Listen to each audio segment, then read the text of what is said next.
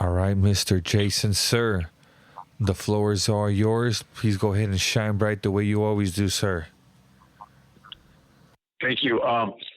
Yeah, tonight is going to be kind of not a different one, but something that's it's real personal to me because this individual I used to really look up to. Okay, I talk about the experiences of myself and other P9 members and Aryan Brotherhood members and the history of the AB, Nazi lowriders and stuff like that, trying to deliver the best content on this show right here so that everybody gets this, front row perspective of this California lifestyle, this prison lifestyle, and this gang lifestyle. And it's crazy because, the Aryan Brotherhood was founded on violence, and they were created because of racial dissension. And before all the fellas that got slammed in the shoe, there was just constant riots, bro. Even before I got slammed in the shoe, constant racial riots, bro. Full scale riots, wars that would last years and years, and every time they would unlock the doors, bro, we're coming out on some real warrior type of stuff. And there's an individual, bro, that needs to have he needs to be in this picture of these experiences that I'm sharing, because this man right here has been in almost every war and every riot that is historic in the state of California. And I know this because I've seen it, and they call him the Riot King.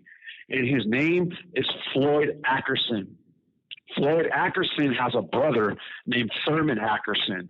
Now, Floyd Ackerson he's been around and he's been doing time since like the original Bluebirds in the state of California. The original Bluebirds were like pretty much the Aryan Brotherhood before the Aryan Brotherhood was even developed.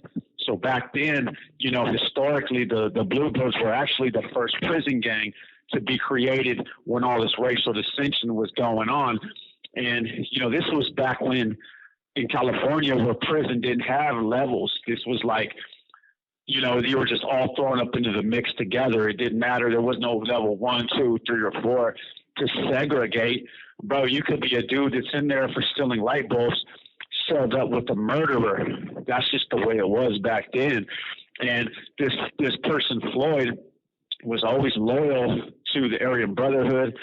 He was always loyal to P9, and he was a good friend of the family.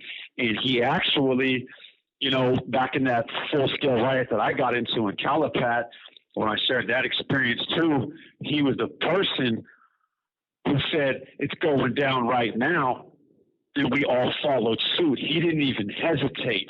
There's 96 blacks. This call and your telephone number will be monitored and recorded. 96 gang members, Bloods, Crips, Muslims, Bay Area, all of them rushing us. 96 on like 16, and he didn't even hesitate. This man turned and ran full speed at these dudes, and there was only 16 of us, and he did that. So I personally know how this dude rocks, and he's been so loyal, and he's been putting in work for the Aryan Brotherhood since the very beginning. He was in that riot, that legendary riot in Salinas Valley over the handball courts with the Bulldogs. Now, back then, we were, fighting over territory because that's just the way it was. And the Bulldogs, they couldn't be trusted, and they'll get off on you at any time. It didn't matter. And what's crazy, this is crazy right here, because Floyd Ackerson was like a role model of mine while I was in prison. The reason why is because he showed me how to construct knives. He showed me how to construct real knives, like turning a flat into a buck knife. He showed me how to have the capability to do that, how to turn these things into real knives, not just half-ass shanks, real knives. But what's crazy is when I was in Salinas Valley not too long ago, I was living with the Bulldog, and I made it a purpose of mine to kind of sell up with other races other than whites, to sell up with, Northerners, bulldogs and stuff like that, just to get that experience, because I'm getting ready to go to board and I don't want to be so institutionalized, and I'm trying to get out of that racial mindset. So as I was living with this OG bulldog, his name was Wedo. And Wedo brought up that incident in Salinas Valley, and he brought up that name Floyd, and I brought up that name Floyd, and he couldn't believe it, and his eyes were bulging out of his head, bro, when he was telling me. He goes, "That's the person I was telling you about that stabbed me in the face." And this dude Wedo has a big old scar on his cheek from Floyd stabbing him with a bone crusher in Salinas Valley. Now, the reason why I'm bringing up Floyd is because he's been putting in work since he was a youngster. He's been around with the fellas. He's been involved, but he was never validated. He was smart like that. He never got himself caught up into getting validated like me or my homeboys. It was just a different type of thing. But the reason why I want to talk about this is because in prison, especially out here in California, everything is about respect. Everything is about respect. If someone doesn't respect you, then they're not going to treat you how you're supposed to be treated, and vice versa. And that's how race riots used to kick off. They used to kick off over a lack of respect, disrespect, things of that nature. Now, this dude Floyd has stabbed a lot of people, bro, and he was established in the white population, and he was very well connected with all the original Aryan Brotherhood members like Ronnie Yondale, Danny T, John Stinson. He's actually like real good friends with John Stinson, real good friends with Donald Mazza, and I really wish I had the opportunity to get him on this platform to speak his side and his experience, because he has a lot of stories to tell on these full-scale riots. Full-scale riots are nothing easy to be involved in, bro. That's probably one of the most extreme events that you're going to find yourself in that transpires here in California. I mean, it's just nasty. It gets real nasty. The Mini 14s go off. People get shot and all kinds of stuff. But what's crazy is Floyd, he was a real cocky individual. And from time to time, he would hit dope. And what I mean by hitting dope is that from time to time he would get his hands on mass amounts of dope, and sometimes he wouldn't. But when he did, he would sell to other whites, he would sell to other races, and he would make his money. And you know, if you didn't pay him, you know what time it was. If you don't pay the man, he's going to come and he's going to stab you. Now, when we got out of the shoe in 2016. All of us validated gang members and associates, we all got out of the shoe in 2016. When we did, Floyd Ackerson happened to land in New Folsom right there on Big Ronnie Yondale's yard, Billy Sylvester's yard. And, you know, he was kind of doing his thing, but then he stopped having his resources and he started kind of struggling a little bit. Now, Floyd, let me tell you something in prison, especially among the whites, internal things. When you sell to another white man, it's a little bit different. We are a little bit different on how we deal with things as opposed to other races on how they deal with things. For example, now the Mexicans, they can owe each other and nothing will ever really come about it. They might get red flagged. They might, you know, get broke off burpees or get taxed money or whatever the case may be if they don't pay one of their own. But the whites, you can ask any faction in the state of California. You can ask the blacks, you can ask the Bloods, the Crips, Asians. It doesn't matter. When it comes to violence, the white boys, we're always making the biggest knives, and we're always the ones killing people. We're killing our own, and we don't just do it lightly. Like when we come, we're coming with that real barbaric attitude, that barbaric nature, 100%, and that can be vouched. I don't know why it is like that. It's just the way it is. So why these other, like the Bloods and the Crips, they have their own little punishment too. When they don't pay each other, you don't hear it going down on the yard. They just kind of deal with it among each other. The whites, if you owe another white and a white doesn't pay another white, it's going to be a murder or attempted murder. It doesn't matter if it's a 50 paper of heroin, 50 paper. It doesn't matter if it's $10. I believe Cassie even spoke about this on her interview a long, long time ago, where she said they'll kill each other over $10.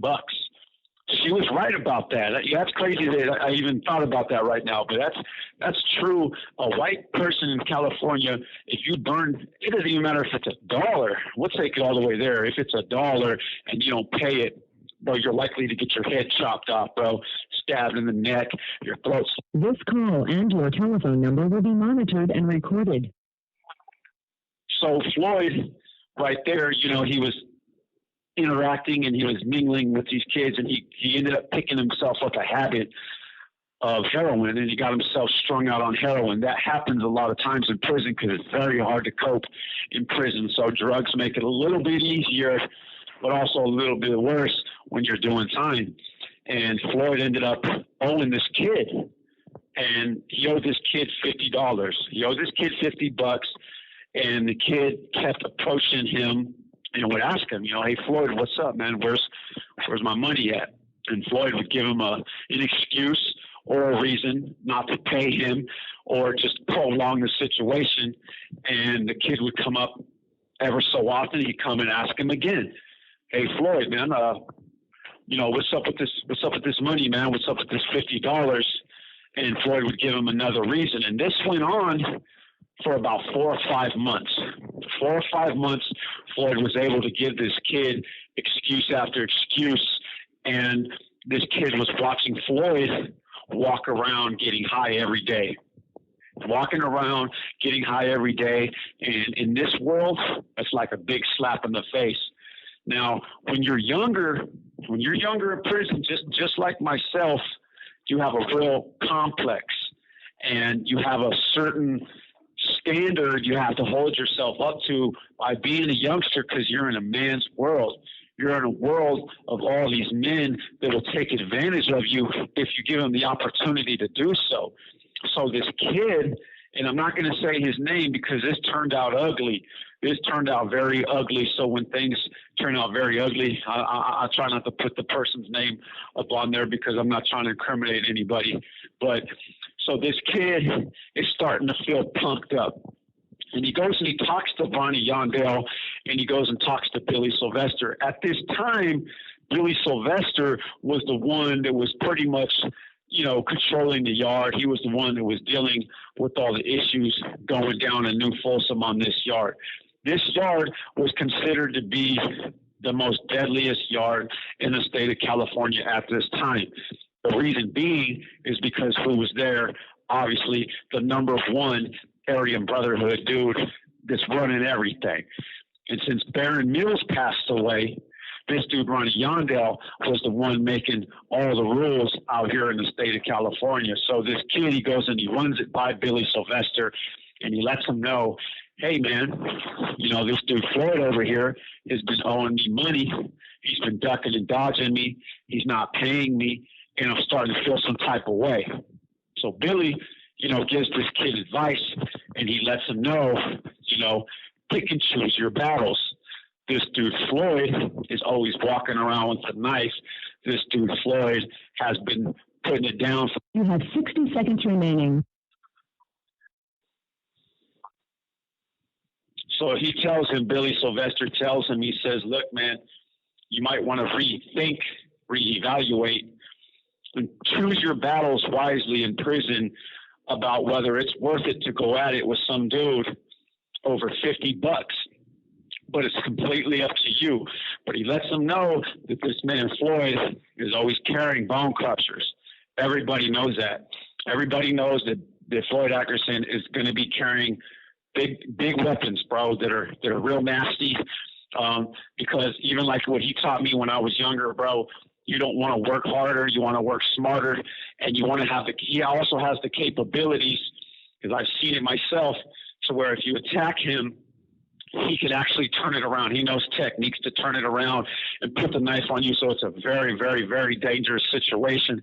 And Billy Sylvester is pretty much conveying this to this kid, and he's letting him know that whatever decision he decides to make, he has the authorization of the Aryan Brotherhood, because it's a personal thing. It's a personal issue between two whites, but he's trying to make him think better of it because he knows Floyd Atkinson's reputation and what he's done throughout the years in the prison system. Ultimately, it's this kid's decision. So what this kid decides to do, and what's crazy, because this situation can go either way, right? This kid can either come up on top if he decides to do something, or he can come up on the bottom because Floyd's with the business. So this kid decides he's going to go make himself a weapon. That's where he's at mentally. So once you have the mental state to where you're going to go make a weapon, you have the intent on using it. You're not going to go make a weapon unless you have the intent to use it. That's a fact, especially on a level 4 180 prison in California. You're making a knife, you're going to use it, period. That's just a rule. That's just the way it is. So he goes and he makes himself what is constructed into a buck knife. Now, this knife that this kid makes, I heard about it because this was one of them things that spread like wildfire across the state of California and beyond, because Floyd Atkinson was one of my partners and I was in communication, and this word received me quickly. And this kid constructed a buck knife that looked almost identical to a real buck knife. And he told himself, and he told Billy Sylvester, and he told the other whites that this was a decision that he was making, that he was going to put a timeline. He was going to give Floyd a timeline on the time to pay, and if he didn't pay by a certain date, he was going to handle his business. Now, he approached Floyd, and when he approached Floyd, he 100% approached Floyd with that knife in his hand, because when you're approaching somebody on this type of situation of this caliber, you never know how this person's going to react. You never know, especially if you're putting down stipulations or demands. You don't know how a person's going to react in prison. Usually they're going to overreact, and it's going to go down right then and there. Because if anybody approaches me on demands, that's how I would react. And that's how most people react, because that's how we're taught in here. You never get pushed into a corner. You never get ultimatums or anything like that. So this kid, when he approaches him, he doesn't tell him about the date and time. He just goes and says, I'm only going to ask you one more time, Floyd. That's that. He doesn't say, hey, I'm going to give you a week to pay, and if you don't pay it by a week, you know what time it is, which was very smart. That might have been the one thing that saved this kid. So he tells him, and Floyd didn't take him seriously. Why would he take him seriously? Because he hasn't paid him for 5-6 months now, and this kid hasn't done anything yet. So at this point, you know, everything that Floyd's done in Floyd's mind, he's like, bro, this kid isn't going to do anything. Floyd was wrong. Floyd was way wrong about this situation, and he dropped his guard completely. Having that mindset in a level 4 180 prison to think that nobody's going to do something, you never think that way. That's called slipping.